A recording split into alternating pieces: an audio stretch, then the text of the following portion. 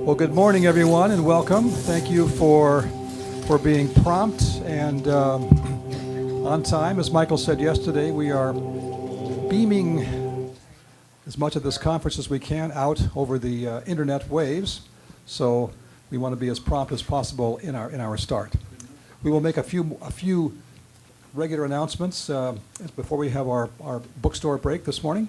But in the meantime, we're going to begin right away with Michael Robbins. Yeah, I'm on. All right. All right. The camera is rolling. All cameras going.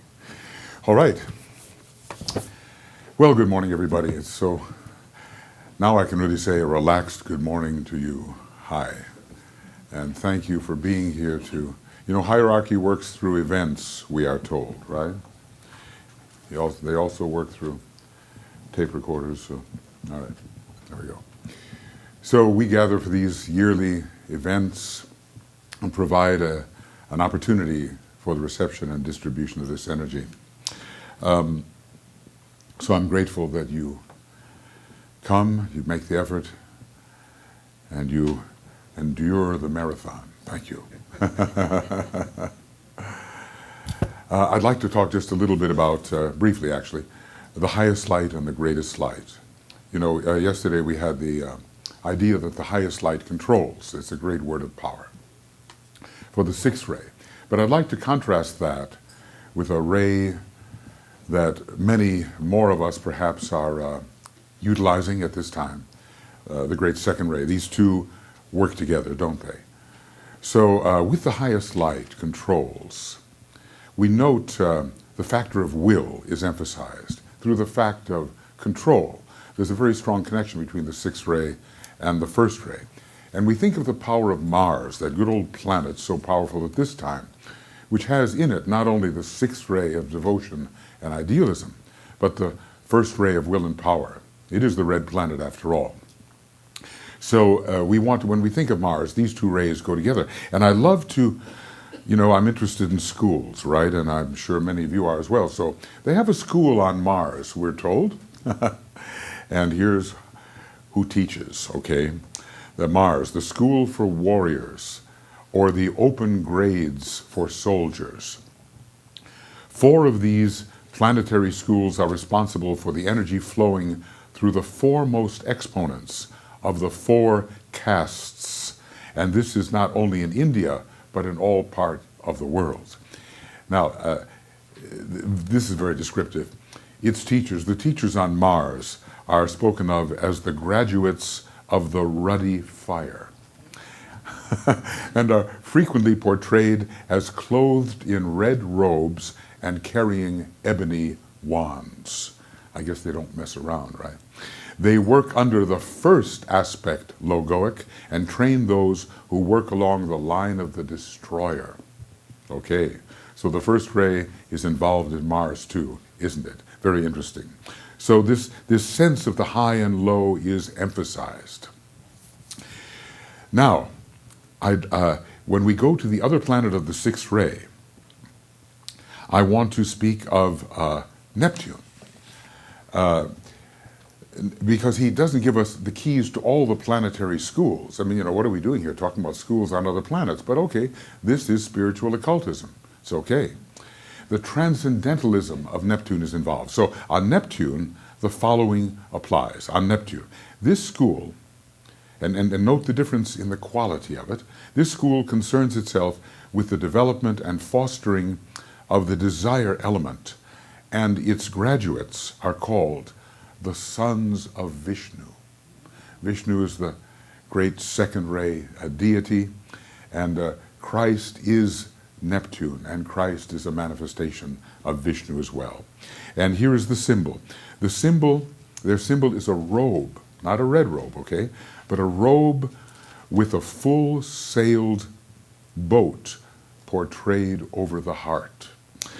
Beautiful. The significance of which will be apparent for those who have eyes to see at this early hour. So this is an entirely different quality of this sixth ray, essentially really second ray planet, the great monadic planet of the second ray in our solar system. So this gives you an idea of the lower and the higher sixth ray. Now, so the highest light controls. That's the mantra of the sixth ray. And we have to have these strong abstract things in mind in order for us to appreciate all the beautiful concretizations and expressions of these qualities which will be demonstrated through this conference. Now, the word of power of the second ray. I see the greatest light. Not the highest light controls, I see the greatest light. Okay, so note here that consciousness is emphasized.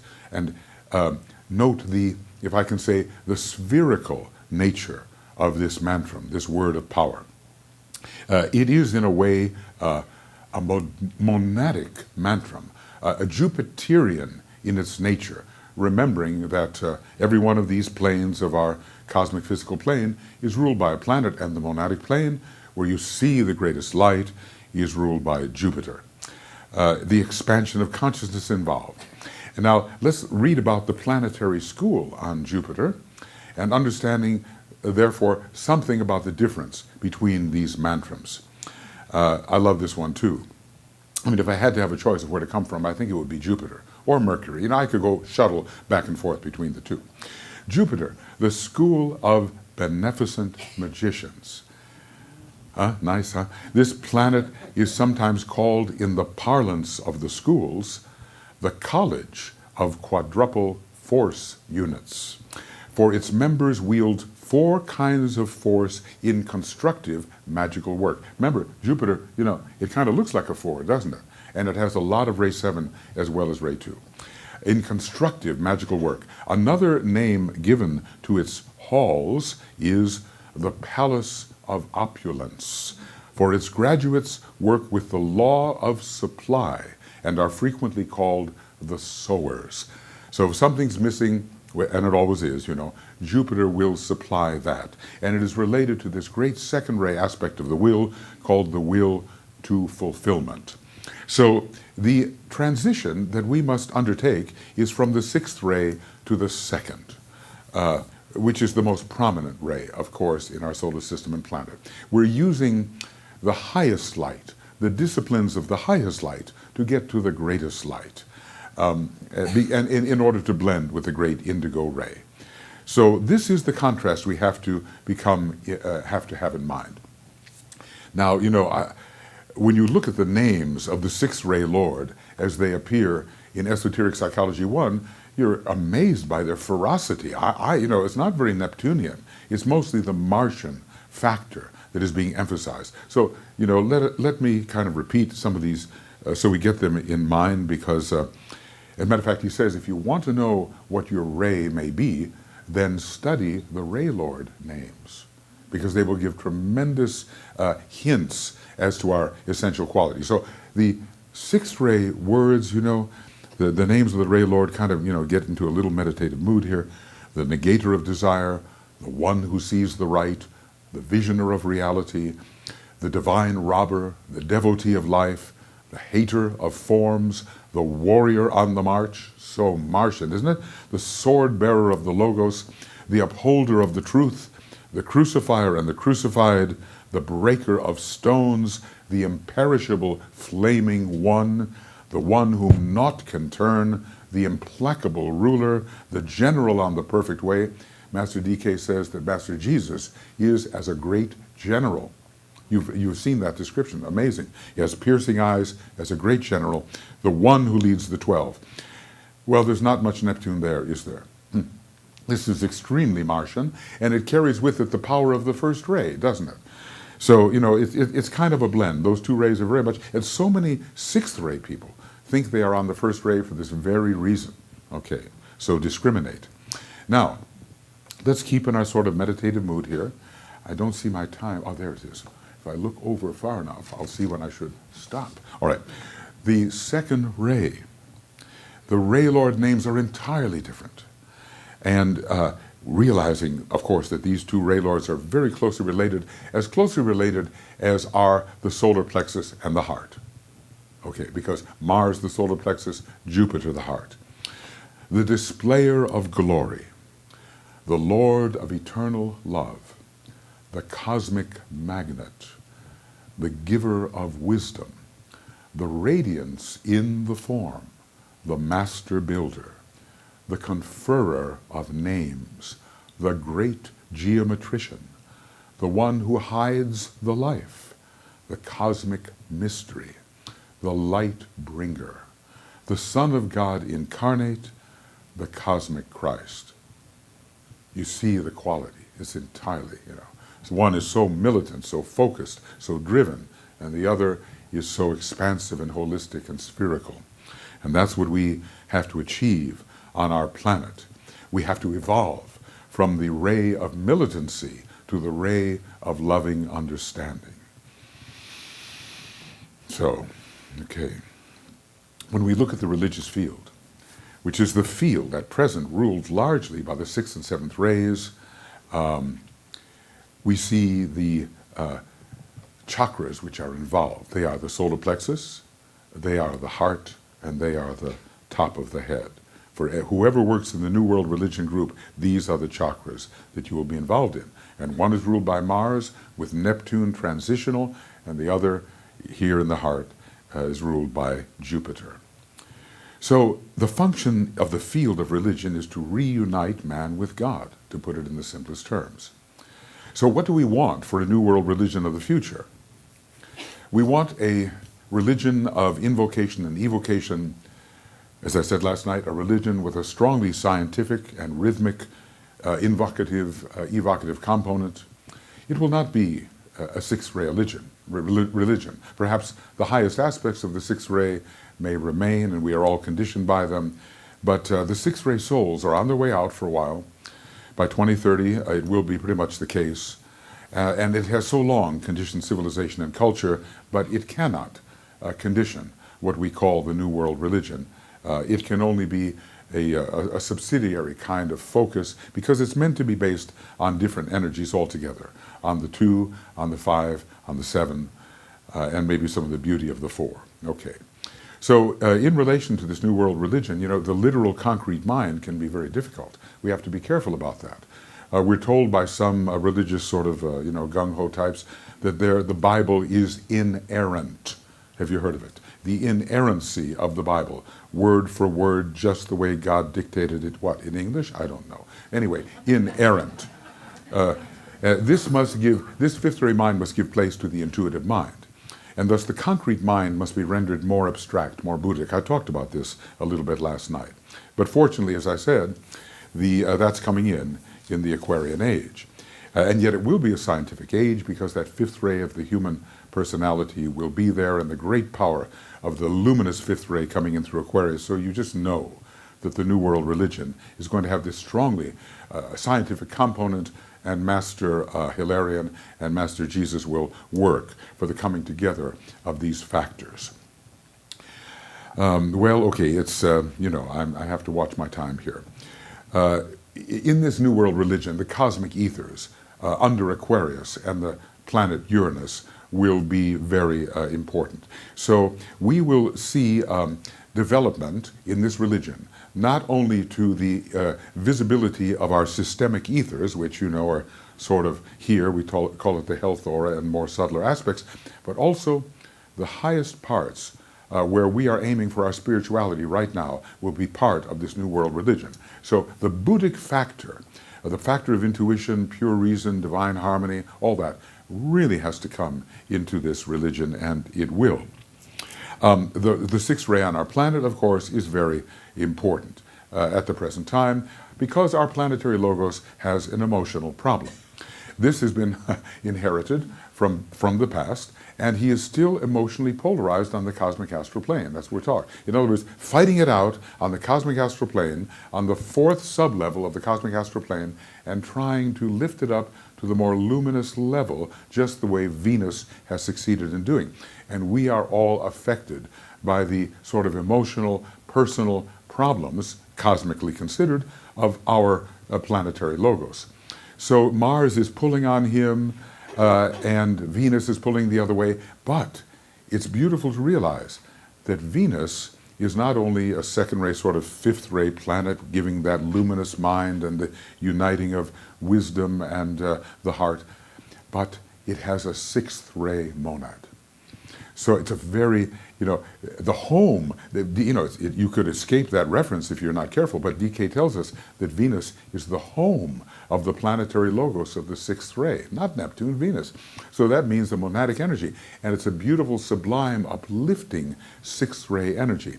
So that will help solve the astral dilemmas that we are involved in the field of religiosity and in all of our human relations. Venus will pull us upward into the sublimity. So right now, if you have a choice between Mars and Venus, choose Venus. I think it's women are bringing in the new age. They are, and women are connected with the Venus and Mars with the men. In that sense, the personality is masculine and the wise soul is feminine. So it's another way to look at it. Okay, so when this transition occurs, our dilemmas will be greatly reduced. Well, many of us have been on the sixth ray a long time, millions and millions of years. It's like this. You cannot start out on a soul ray 1, 2, or 3. It just isn't that way. It has to be 4, 5, 6, or 7. That's how you start. You cannot start out with personality 1, 2, or 3. No, it's got to be 4, 5, 6, or 7. And then transitions are made. So we carry that with us. Many of us are on the second ray. We carry the sixth ray, millions of years of the sixth ray with us. So we know what that's all about. So, yes, one of the lines of transference from the sixth ray is to the second, but of course you can also transfer to the third, and a lot of idealists, sort of theoretical idealists, do this, transferring from the sixth ray to the third. So just as humanity is in transition towards a kingdom of nature, which can express love, and that is the fifth Venusian kingdom, so the religions of humanity must express the planet's emerging second-ray soul. Now, sometimes we say, hey, we live on a third-ray planet, right? But you all know, and I think you do know, that the soul ray of our planet is the second ray. And of this emergence, the reappearance of the Christ, so imminent, is the harbinger, the emergence of the second-ray soul of our planet. Anyway, ray stuff. Sixth-ray religions will no longer do for us. We can take the best. We can take the best because, like DK said to some of his disciples, look, you think it's your mind that got you to us. It's not. It's your devotion that brought you to us. So we need devotion. It is inherent, absolutely. But they will not shape the new religion. Let us, I haven't much time, but there's a beautiful thing here from the law of repulse on the sixth ray, and it shows how the follower turns into, in a way, the lover of all humanity. So a pilgrim is coming up in the dark and finds the follower, who's very distressed because he's lost his way, and says, lead me to the light, lead us to the light. But the follower found no words, no indicated leader, no formulas of truth, no forms or ceremonies. He found himself a leader and drew others to the light that shone on every hand. He worked and struggled forward. His hand held others, and for their sake he hid his shame, his fear, his hopelessness, and his despair. He uttered words of surety and faith in life and light and God, in love and understanding. See the transition from the sixth ray to the second. Then his tunnel disappeared. He noticed not its loss. Upon the playground of the world he stood with many fellow players, wide to the light of day. And I like this part coming up. In the far distance stood a mountain blue, and from its summit issued forth a voice which said, come forward to the mountain top, and on its summit learn the invocation of a Savior. To that great task, the follower, now a leader, bent his energies. He still pursues the way.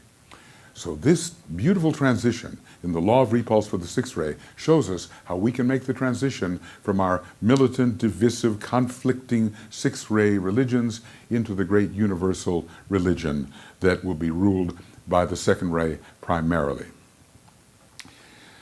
Well, okay. I have a comment here about nuclear weapons. I've said here that people who love heaven too much and also possess nuclear weapons have the means at their disposal to send us all on a heavenly journey from which it will take millions of years to return. We have to be very, very careful to make sure that this 6th ray does not persist in any violent form, and that the 2nd ray, of which people like ourselves are capable of understanding and transmitting and infusing, we have to be very careful that Mars turns into beautiful Jupiter and Neptune for the sake of the world. Okay. Well, I seem to be on the last page, which is a good thing. So, just a few points. In this transition, we have responsibilities. We have to deepen our vision and render it revelatory. We have to become devoted to the good of all, not just some narrow good, which is partial. We have to broaden our idealism and render it inclusive. We have to seek out and cultivate what I call the all-inclusive sphere. I'm speaking in very Jupiterian terms now, very secondary terms. Once height has been reached under the influence of the 6th ray, we have to, I call it, sphericize it under the 2nd ray, the great sphere, moving towards Jupiter and the Sun. Include, embrace, and then share the greatest light. For us and for all humanity, the need is to move from the highest light to the greatest light, from the 6 to the 2, from the astral body to the Buddhic body, to the realm of the monad eventually, and also to be influenced by that which the Christ can touch now and live in, the cosmic astral plane, one fine day. So this is the way for us to travel if we wish to take the way of the Master Jesus and ally it to the way of the great Lord, the Christ. At least we must do this for this cycle until the 6th ray, now rapidly passing out, returns on a higher turn of the spiral and demonstrates the transcendent qualities of Neptune rather than the ferocity of Mars. If we have to be ferocious, let us be ferocious with ourselves. If we have to apply the 1st ray, let us apply it upon ourselves first before imposing it on others, and also the 6th ray, another ray of imposition. And so, in your minds then, the highest light controls, I see the greatest light. And those can form for us patterns of thought in which we can place the beautiful offering that this conference will give in proper context. Thank you.